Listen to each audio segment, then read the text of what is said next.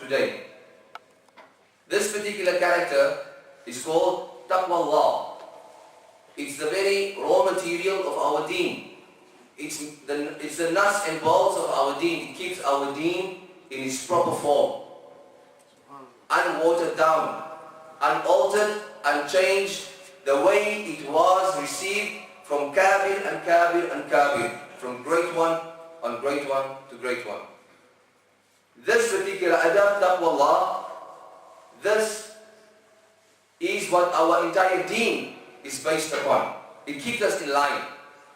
Take for example, before we start,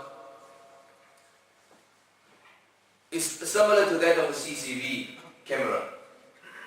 It keeps us in line. I don't want to add on too much.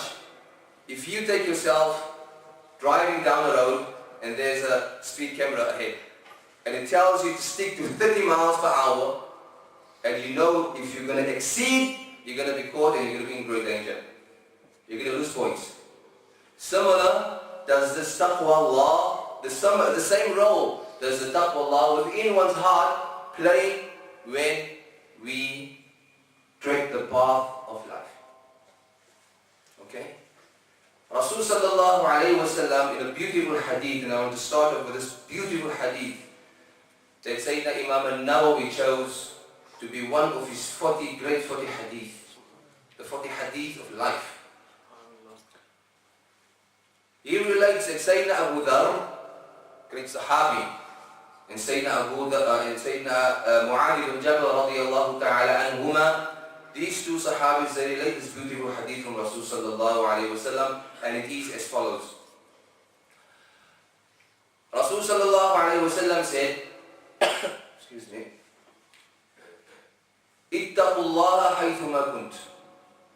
He was saying unto them, fear Allah subhanahu wa ta'ala wherever you are. Ittaqullah, have fear of Allah subhanahu wa ta'ala wherever you are. وَأَتْبِعِ السَّيِّئَةَ الْحَسَنَةَ تَمْحُهَا. And if you make a mistake, follow it up with a good deed. The good deed will wipe it out. The good deed will erase it. وَخَالِقِ النَّاسِ بِخُلُقٍ حَسَنًا. And behave with your fellow mankind in a khuluq hasana, with good character. Deal with them with the best of character. This particular advice, if one were to sit still and think about it, fear Allah subhanahu wa ta'ala wherever you are, in public and in secret. If a person were to think about it, and about the second phrase, وَأَتْبِعِ السَّيِّئَةَ الْحَسَنَةَ تَمْحُهَا. If a person committed a wrong, follow it up with the good will wipe it out or erase it, and behave with your fellow mankind in good character.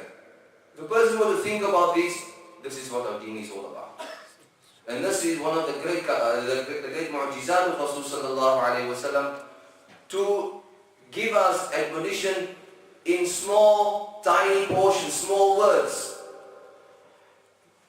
Few words, but the meaning are extremely deep. So we want to go deeper into what Rasul sallallahu alayhi wa sallam meant. Now, this particular hadith, Rasul sallallahu alayhi wa sallam said it to Mu'adh ibn Jabal when he was about to go on a journey. When he was about to go on a journey. The sabab wurud, the reason for the hadith being said to Sayyidina Mu'adh ibn Jabal was because he was about to set off on a journey. He was about to leave Rasul sallallahu alayhi wa sallam, leave Medina, leave those companions that remind him of the wajibat, of the prohibitions, to stay away from the prohibitions. He was about to leave now the company of those people that remind him of the sunnah. Let alone the wajibat, the fara'id, the sunnah, the good character traits of Rasul sallallahu alayhi wa sallam. So he's going to be on his own. It's almost similar the way we find ourselves in today. We are on our own. But not on our own if we are with Rasul sallallahu alayhi wa sallam. Not on our own when we are with Rasul sallallahu alayhi wa sallam. When he embarked on this journey, Rasulullah gave him advice. And we are on the journey of life. Life has its ups and it has its downs. We have our spiritual elatedness, where we feel very, spiritually elated. We can take on any big, act of worship. And sometimes we are spiritually contracted. We are downhearted. We feel despondent. We have despair. We feel withdrawn from certain good acts. We don't feel it coming easy to us. The advice of Rasul sallallahu alayhi wa sallam to Mu'adh ibn Jabal was, he asked Rasul sallallahu alayhi wa sallam, Ya Rasulullah, give me some advice. I'm going on this journey. Rasul sallallahu alayhi wa sallam said, worship Allah subhanahu wa ta'ala and don't create partners. He said, Ya Rasulullah, give me more. Rasul sallallahu alayhi wa sallam said to him, إِذَا أَسَأْتَ فَأَحْسِنْ. If you do something wrong, follow it up with something good. He said, Ya Rasulullah, give me more, zidni. And Rasul sallallahu alayhi wa sallam said to him, Istaqim wal tuhsin khuluqaka. Istaqim, stay on the straight path and see that your character is always good. And then he said in another hadith, there's an addition that is not with this particular hadith. It's a different narration by Sayyidina Ahmad ibn Hanbal.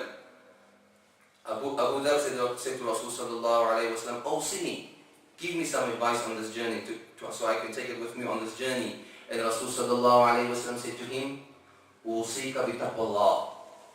Have fear of Allah subhanahu wa ta'ala in secret and in public.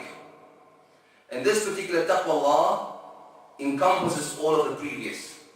If you were to look at it, fearing of Allah subhanahu wa ta'ala encompasses all of the previous that we've mentioned. How so? This particular taqwa is so dynamic that if it is within the heart of the person, there is no fear of him falling into haram or missing out a wajib. It's so important to us as Muslims that Allah subhanahu wa ta'ala made this the prime commandment of all the commandments.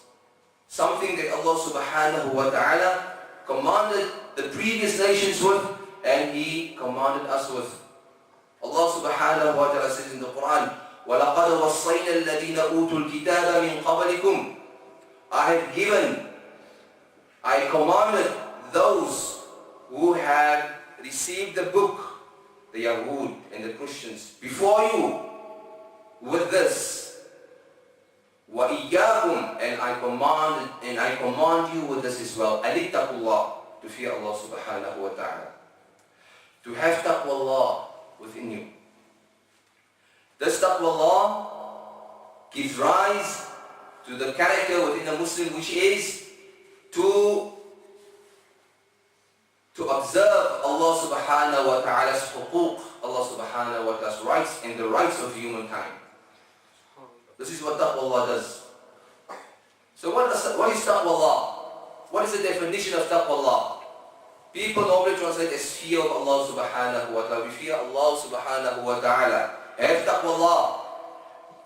Let us go a little bit in detail and a little bit in depth as to what is taqwa. The ulama, they say taqwa, I will read the Arabic and we'll translate afterwards. أن يجعل العبد